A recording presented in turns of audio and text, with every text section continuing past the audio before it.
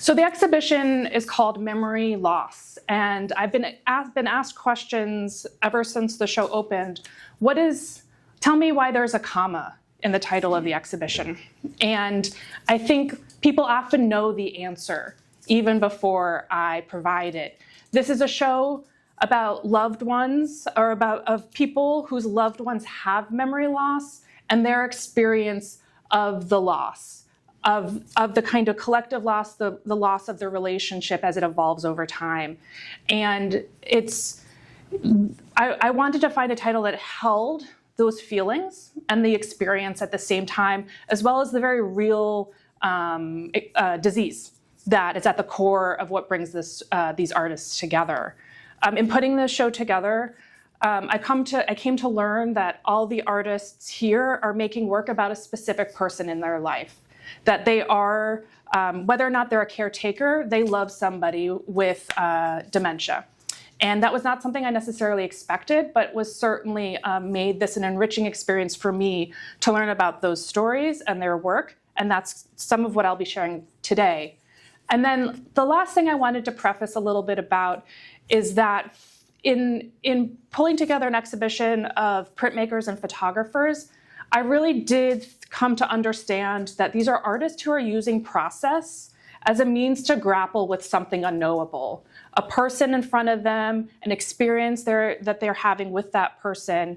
And they are making work that doesn't try to answer questions, but acknowledge humanity, feeling their own situation as caregivers. And that is the kind of openness that this exhibition sets up, and will be the foundation from which we're talking about. So the sound is off for now. I'll turn it back on at the end of the program so that in case you missed it, you'll be able to come back. But the sound itself is actually a very important element in this video by Janet Biggs. In it, we see a mineral collector, a gem collector wandering around. And already having entered an exhibition about memory loss, we start to question him and his well-being, who he is, his orientation or disorientation. And we're then provided with images of a kayaker doing flips. And should the sound be on, we would be hearing the gasping of air that then becomes a soundtrack to this man's experience wandering through. And in some ways, the sound, which we were missing, floats over everything else in this room. And it provides us a foundation upon which we are to think about and are prompted to think about the interiority of this figure, even though we have no access to him as an individual. The works in this room were loosely organized around this idea of mediation. How do artists think about the interiority of the person that they love who has memory loss? Yeah. Let me say, I have, find this, I wrote Lauren this. This is one of the most well-curated exhibitions I've been through. It's really brilliant, and I really enjoyed doing it. Having said that, this is, I think, when I looked at it, this is an example of art as a provocation to help you think and provoke, more so perhaps than art as an aesthetic experience, particularly an aesthetic experience of beauty. Not to say there isn't beauty to be seen here, but like in dementia, it's oftentimes a series of contradictions. Let me put out one term that's important, which I already said, which is dementia. And when I think of dementia, I think of cognitive problems with perception, problems with emotion that are causing a disability. The person's no longer able to do things as well as they used to, manage their finances, use the car, any number of other daily cognitively intense activities. And when I think of advanced stage dementia, I think of an individual where the severity of those cognitive impairments are quite obvious often in terms of their impact on daily life, and in particular on what dementia is fundamentally, which is a disorder of the mind. And that is going to be a core theme of our conversation today, which is dementia is a disorder of the mind. That early on, from the very beginning, mind, and we'll talk more about what we mean when we talk about the human mind, is in some way impaired, early on even. But certainly in later stage dementia, it's often quite obviously impaired. This is a good example of a work of art where the title is like, wow. The title of this is Breathing Without Air. I'd like y'all to do a little interactive exercise. Take your hand, put it in front of your face, over your mouth and nose, and just live. What do you feel? I think and I hope you feel the breath of life. And what you're feeling there is something that confirms that you're alive, at least alive in body. You're feeling the breath of life. And indeed, if you put your hand over someone else's face as you did on your own, you'd have the same sense that this person is alive, at least alive in body. But, and this is going to be provocative, we define death now based on either one or two things. One, loss of circulatory function, but the other way we define death is death in brain, loss of complete brain function. I realize that's a provocative statement, but this breathing without air, think about what that's about. You see the evidence of the act of breathing, nostrils flaring, gasping, chests moving, and yet you don't feel the movement of air. And in some sense, what I thought, well, isn't that what it's like? We think it might be like, and I think my patients and others who are very close to them tell me what it's like, where the question isn't so much, is someone alive in body, but how alive are they in brain, in mind in particular. And what is it that lets us know that someone's alive in mind? Well, you're seeing me showing you that you're alive, I'm alive in mind. And I'm seeing it mostly, if not entirely in all of you, you're paying attention to me, et cetera. And I'm using words and other things that suggest he's there, he's fully lucid, right? But the challenge in advanced stage dementia often is, and the struggle that family members have, is periods where lucidity is no longer present for almost vast amounts of time. And yet, and we've studied this at the Memory Center, even in advanced stage dementia, episodes of lucidity occur. Episodes of connection and communication that to the people who know that person well, they say, that's him, that's Jason. He hasn't said something like that in 6 months, and all of a sudden something comes out. And so this piece, breathing without air, to me, evokes that struggle that family members have, particularly caring for someone with advanced disease, when they kind of just don't quite seem there. That's not what Dad's like. He hasn't been like that in a while. But then there are these moments all of a sudden where Dad, mother, brother, whatever, comes through in a comment, a wink of the eye, whatever it may be. And we call those episodes of lucidity. Or again, we know someone has a mind because one of the evidence of it is they're lucid. But in dementia, over time, things change, things twist. And that's what I took away from this piece and found it really quite moving and evocative. Yeah. And that's actually a really great segue into Hester Stinnett's print. Hester made this series of works, and many series of works, about her mother who lived with dementia for a long period of time.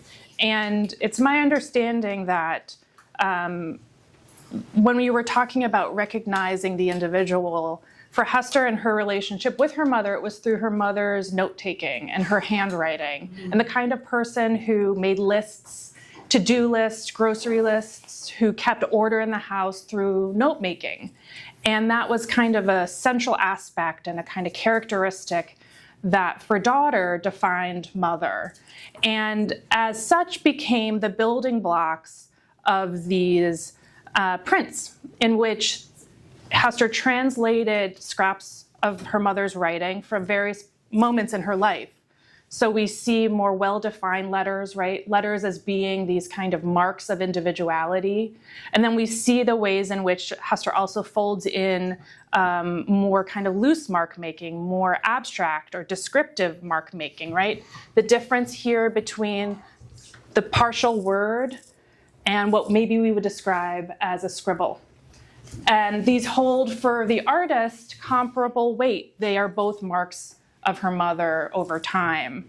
And you know, I think having these prints in this show, and as we start to look at work together, abstraction itself becomes the metaphor as much as the language and the words that the artist captures in the prints. Yeah. The artist happens to be present at this, but I will say publicly, this is not intended to be ingratiating myself to the artist. This is one of the smartest works of the exhibition, was my takeaway, from my perspective of the topic. This one evoked issues of lucidity and the perception of the mind of an individual and the struggle to perceive them. And that individual's perhaps struggle as well. This one, syntax, that's the name of the series, syntax. And what syntax is, that's just the definition. I'm going to read you the definition, is the arrangement of words and phrases to create a well-formed sentence in language. That's what syntax is. And one of the core ways that you know someone has a mind, of course, it's particularly an adult mind, is they use language, what I'm using right now. creating syntactically correct sentences, right? We all do that. And so as I looked at this series called Syntax, about a person living with dementia causing progressive impairments in using language, two thoughts came to mind.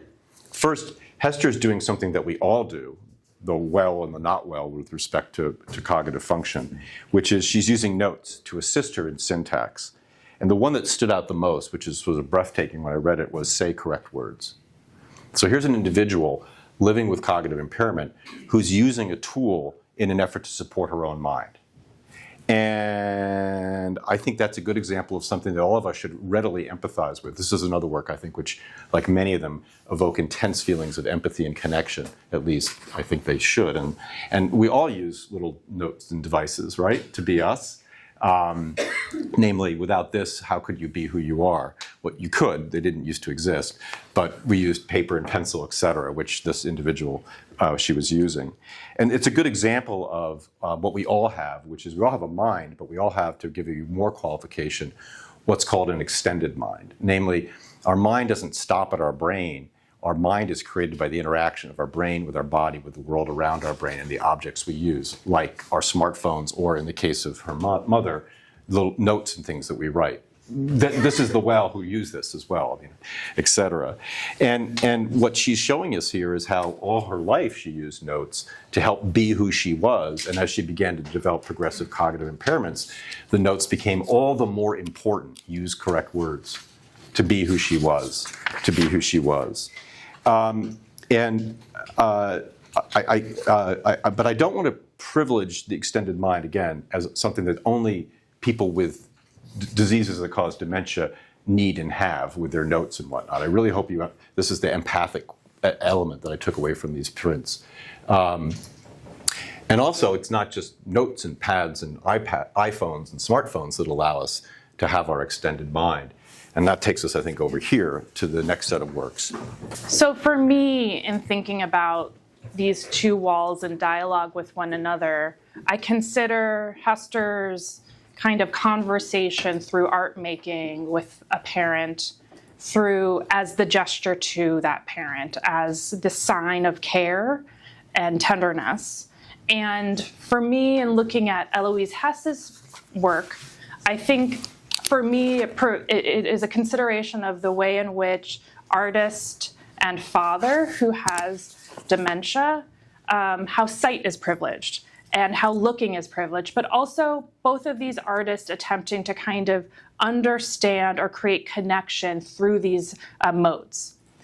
Eloise Hess's father embraced photography upon retirement and got very into it and bought all the equipment, and this became an activity for parent and child, and they would photograph together. And as his motor skills declined, she provided him with increasingly simple cameras. And to the point at which these images were made, these works were made, she had given him a point and shoot, a disposable camera, and then he would create the composition. He would point to it to clarify, and the daughter would take the picture through the viewfinder. And in some ways, for me, in working on this project, the idea of a child trying to see through a loved, or a caregiver trying to see through the eyes of somebody with dementia was particularly moving. Grappling with, what does this person see? How do they see it? And embedded in these artworks, right, we see the viewfinder within the view, right? And we see his hand as a privileged thing, which was actually incidental, though she did select these in particular for this installation. But it's also her grappling with the quality of sight, right? Adding layers of color on top to really try to kind of attach some sort of fix some sort of texture, some sort of quality to what sight could be for this person who's changed, who she loves. Yeah, so we started with dementia as a disorder of the mind, and I amplified with our Breathing Without Air with its extraordinarily provocative title. Over there, I started to introduce ideas of the supports one needs to have a mind, which we all use, but particularly when mind is in some way damaged by whatever the disease or injury may be. And we continue on that theme of what I say is the fundamental role of a caregiver, which is to provide mind support. It's a clever play on words, I'll admit, but I tend to do that. Namely, not life support, but mind support. And that's what caregiving is. It seems ordinary and dull. It seems like the work of an unpaid neither butler nor maid in terms of the tasks often, and certainly unpaid. But it is work, and it's work that is about supporting the mind of the individual. And I think the word used here, the tenderness, is amplified by these works. Namely, a daughter who is a photographer and her father who took up photography as something that he very much identified with and took meaning from, is now supporting him to still be him, to still be that photographer, to still help him to do what he enjoyed doing. And so it's a good example of, I take this as a vivid, very tender example of that active mind support that a caregiver engages in. And the fact that it involved two artists working to create an image only adds to sort of, I think, it isn't just tasks and things, but it's let's do something that together gives us meaning, which I think many families, caregivers, professional caregivers struggle with, which is how to do things with an individual who needs help to support their mind that give meaning and such. In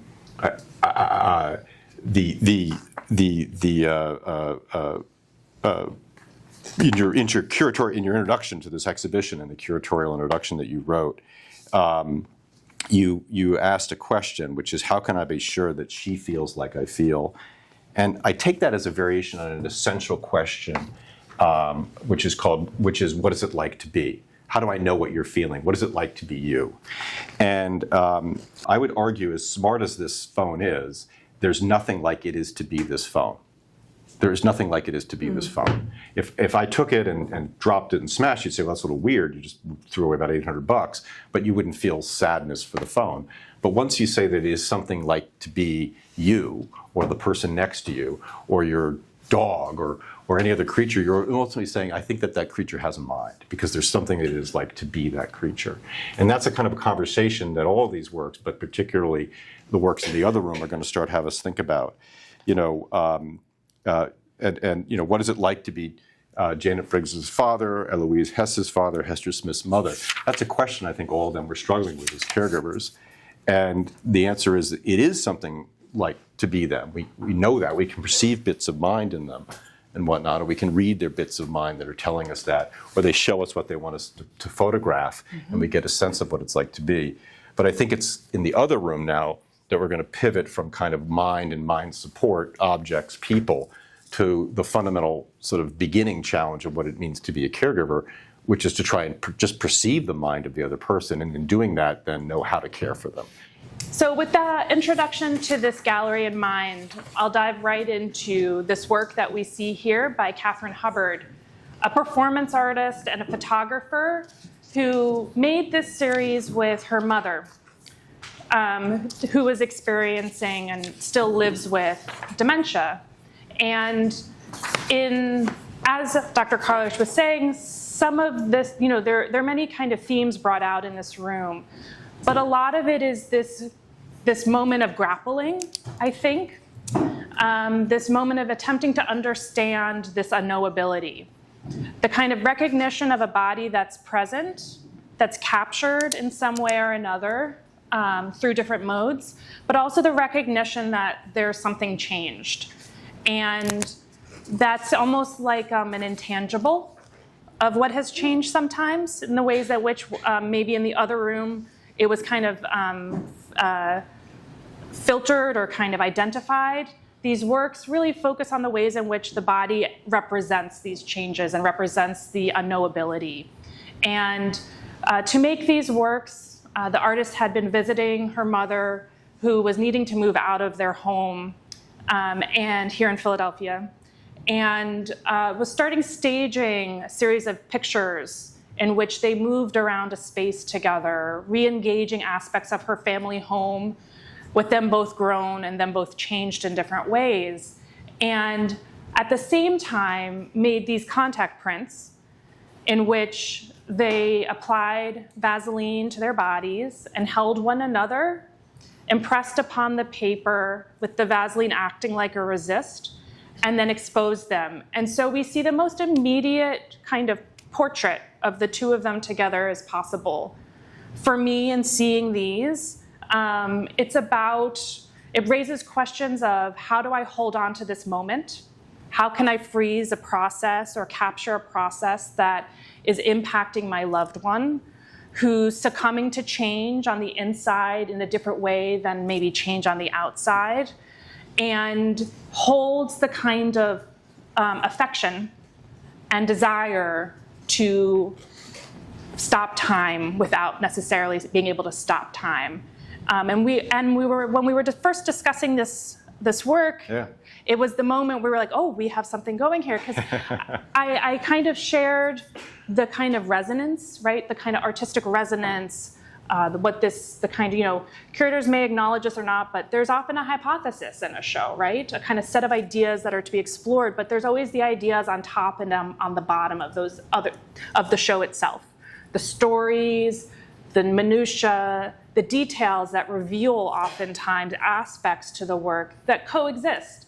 And I think offhand, I may have mentioned in my own reading, in coming to learn about Katherine and her relationship with her mother, is that her mother has a very specific disease. That's right. And I'm going to kind of, rather than get into it too much, I'm going to maybe... Yeah, Lauren made an emphasis that the artist, Katherine Hubbard, is very clear that my mother has dementia, and it's caused by LATE, L-A-T-E, limbic predominant age-related TDP encephalopathy. And I said, oh my God, these totally make sense when I heard that her mother had LATE. And I'll explain why in a minute. And maybe the way I might explain that is someone who's in the audience here looked at these and goes, oh, are these brain scans? And of course, me being, no, of course they're not brain scans, but yet they look a bit like actually cortical MRI, close-up MRI images of cortex, actually gray, I don't know, T whatever weighted close-up images of the MRI. And that totally gets what it's like to have LATE, in particular the nature of the kind of disabilities that a patient with that particular cause of dementia experiences. And this is also personal to Penn, I might as well. We are a leader in describing this disease. We discovered the pathology of the disease, and subsequently my colleague and friend David Wolk developed and led the effort to create the diagnostic criteria for this disease. So this also had a very poignant aspect to that. So, but now to the art. So, would you mind describing its manifest? Oh yeah, no, I will. Oh, okay. So it's a different pathology than Alzheimer's. That's the pathologist will tell you that. And the dominant set lesions early on, especially, are in the regions of the brain that allow us to encode new memories, the hippocampi, with relative preservation of the rest of the brain. So the person has a decently preserved semantic memory, knowledge of words and facts. And so oftentimes when you meet someone with this disease, they're incredibly dependent on the supports of their familiar environment.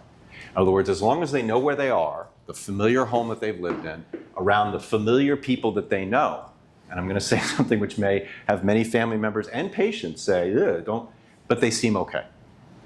Because they have all those orienting cues of the world around them. Take them out of that world, like the hospital, and I witnessed this personally with my own father who had LATE, and they become incredibly disoriented. My father was in the hospital room, but he thought he was home. He said, well, let me walk you out to the driveway.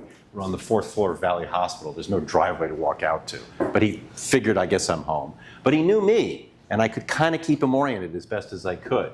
And that's why I think this is her mother's brain, namely with the daughter and mother together, the familiar daughter holding her mother. And it is physically evocative, but that is, to me, mind support, like embodied in this very vivid way. And then, I don't know if she knew it when she did it, and to the person in the audience here who made the comment, she essentially created images that look a lot like a brain scan, or bits of brain, if you will, sliced out. And that allows her mother to be her, because the daughter was there in that family house, helping to support her. And so to me, this is some of the saddest prints, I will say, personally, given what I know about LATE, my own personal experience, and what I've seen with my family members. And we'll now move over to here. Yeah, sure. Yeah. So this, Kaitlin Santoro takes a bit of a different tack. And I don't know how many of you had a chance to view these while it was still daylight. But what you Yeah, you'll do it. what you probably see here is linens. And perhaps not much more, or maybe perhaps just a little. But the artist uses chromatic, light-sensitive inks, excuse me, and uses a screen printing technique. So applies transfers images to these napkins with ink that reveals itself during the day when it's sunlight, and then fades away in the evenings. And many of us, whether we have members of our family or loved ones who experience or have dementia, the process of aging takes a toll on all. And during the day, we are often more alert, awake, cognizant, retain our memories. And as the sun goes down, we sometimes lose track a little bit more. And this phenomenon, or this characteristic, is described as sundowning. Sure. And is the premise and the motivation behind this work. So should you come up after this presentation and take this flashlight here, you shine them on these linens, you will see Kaitlin's family photographs, her grandmother's family, her with her grandmother, which is this one down here, her mother, her grandmother, and her great-grandmother. You'll see pictures of great aunts holding prized apples, a family pet. And Kaitlin shared that she mourned the loss of her grandmother, and then she mourned the loss of her warmth and the stories that she would tell, and that came to define her as a family member.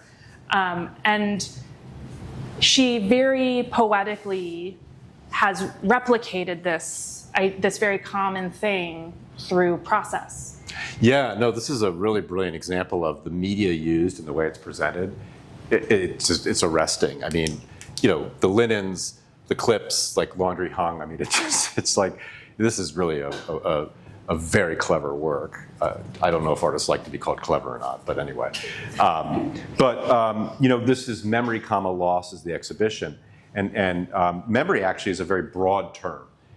In the world of psychology, the next question is, what kind of memory are we talking about?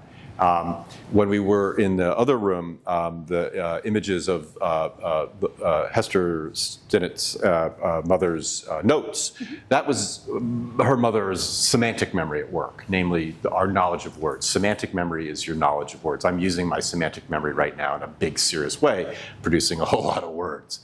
I'm also using my working memory because I'm not consulting my notes. I will use that, though, as a my no, don't worry. apologies, No, it's okay. And she couldn't read my mind.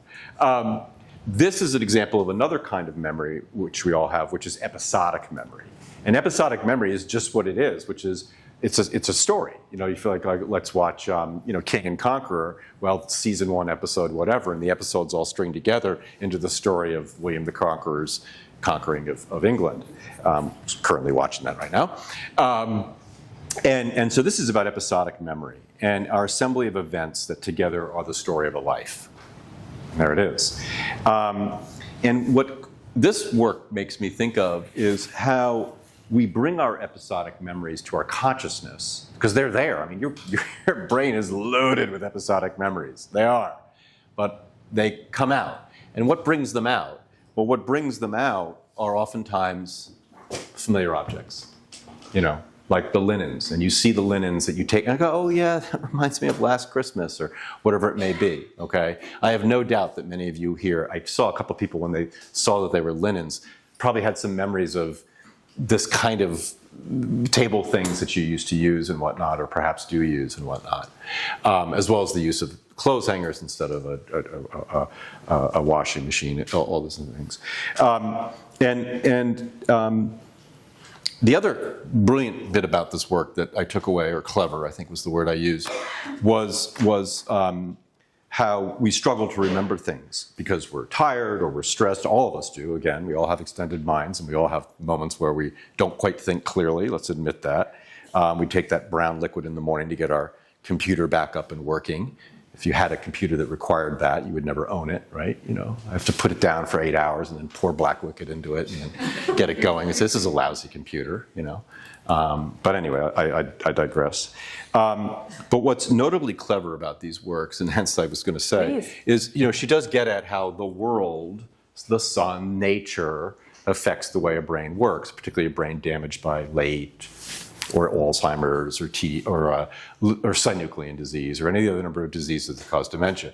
And I think, you know, sundowning, oh, well, there's nothing we can do. The sun goes down, darkness descends, she gets confused, et cetera. That's just the way it is, right? And a lot of dementia was thought about that for the longest time. It's just natural. It's just normal aging, whatever that is. And yet, of course, what's so clever about this is we can bring out the sun and help her have her memories by shining this light that we control, because we got this toy, device, et cetera. So it's that sort of theme again of mind support, you know, of we can use a device and otherwise arrange the world, arrange the environment to help the person be them again, to help them evoke those memories, et cetera. And the use of the photographs is also particularly clever. I mentioned the study that we did, my colleagues and I, about lucidity, pointing to the video, which evoked ideas of lucidity in advanced dementia.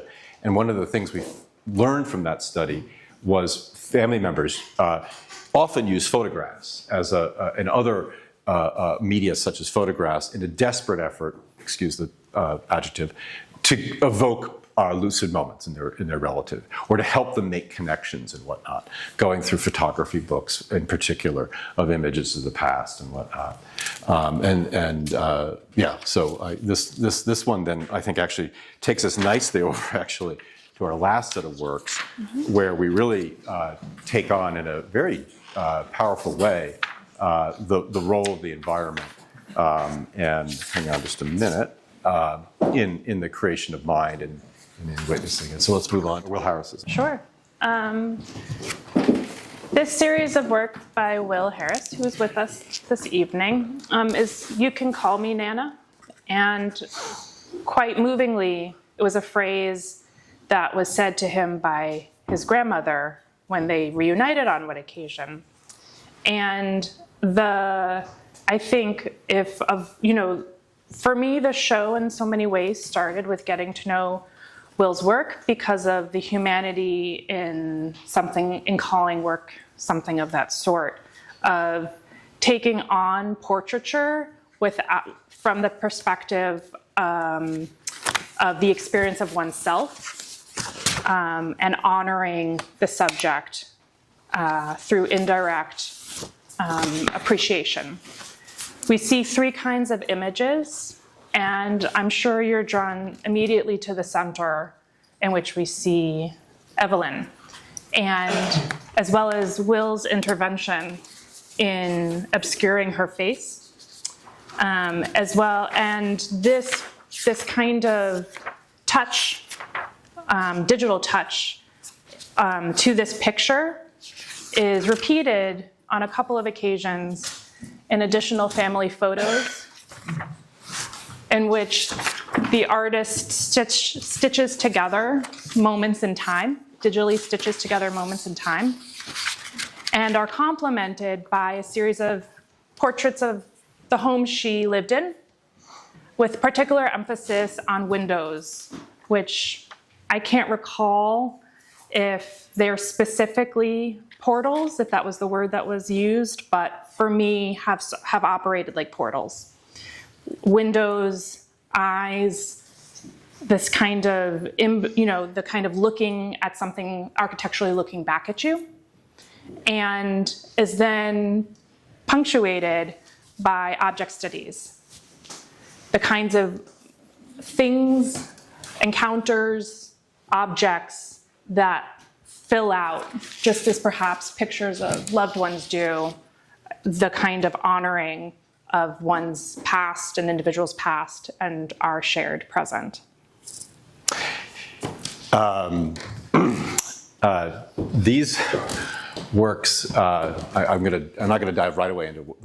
I'm going to focus on 3. I'm not going to dive right away to the first one there. So I took away from these a vivid effort to document the mental world of another individual, and let me hone in on 2 pieces.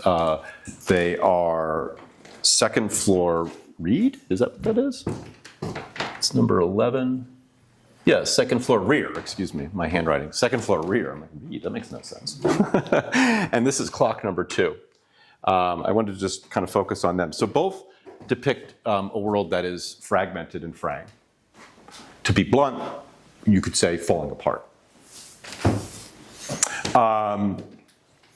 Let's focus first on clock number 2. You'll see it when you walk closer here. You can't see it from where you are, most of you. But what we see here is a world that is fragmented and fraying. Quite literally, there's a cloth on this, a tablecloth, and it's fraying here, and the bedspreads here are fraying. Fragmented and fraying world. And this is occurring, of course, over the passage of time. And perhaps one of the most brilliant, if ever I thought that the most sort of clever of any of the images of across this whole way is this clock. It's a digital clock. I don't know if all you recognize them, which itself anyway, and it's 6:56 going on 6:57.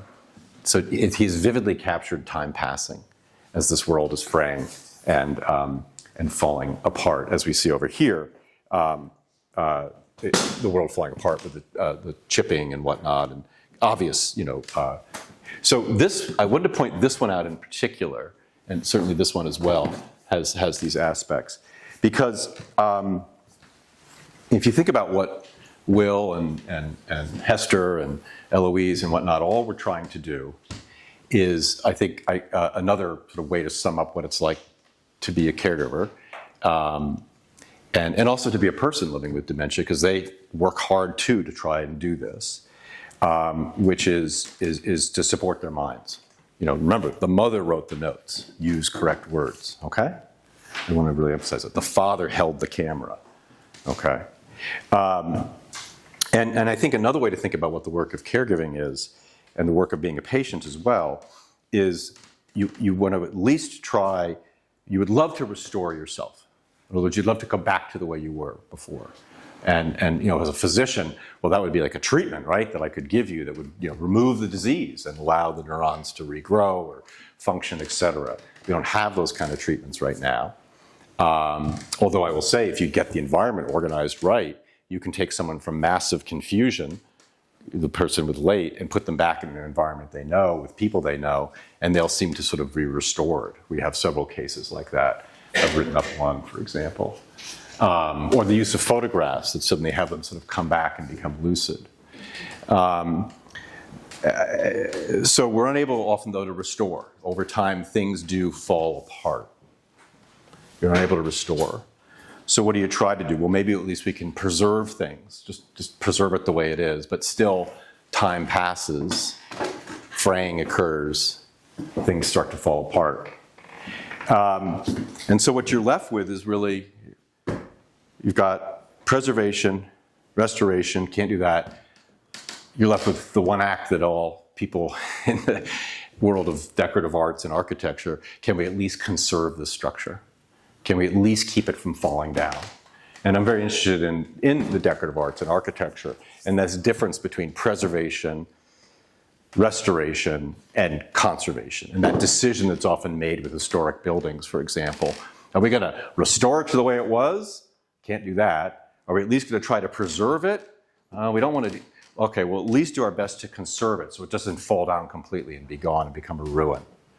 And this is what these images make me think of, the desperate effort to at least try and conserve what's there.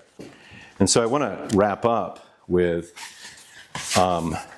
my little bit about so this one in the middle is called, let me make sure I got that one right, 10. It's called Last Breakfast. And I was looking at it, and I thought, oh my God. Now, I have no idea what the artist was thinking of. He's here, he can tell us, and he may go, what are you talking about? But at least, one of the great things about art is you can never be wrong. although the curator here might be ready to brain me after that.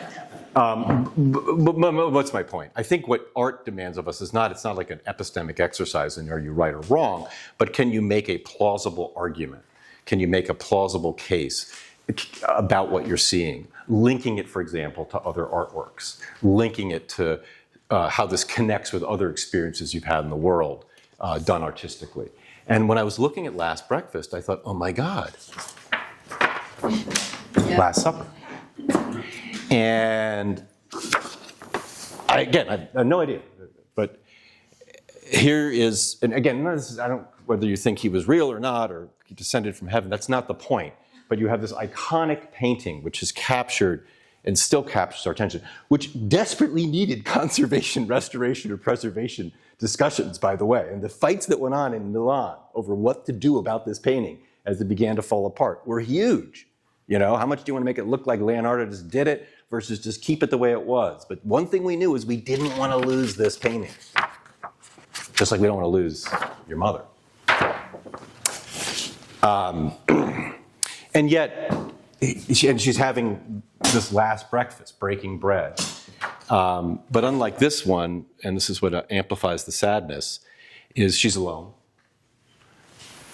And her face, the thing that you would look at to read emotions, because that's often what we look for emotions. Is the person smiling? Is they frowning? What are they doing? We don't have that. We can't read what it's like to be mama. And her hands, the other, back to the Last Supper, it's a very, the description in the Gospels about the Last Supper are very active, taking the bread and breaking it, and he's doing stuff. And Da Vinci captures this moment. He's reaching for the bread loaf there.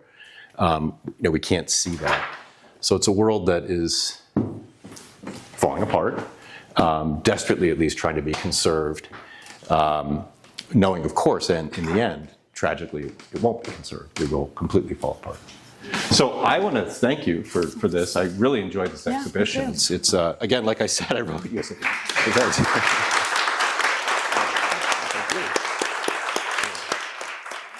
Yeah, it's just brilliant. And I hope we've helped you see it.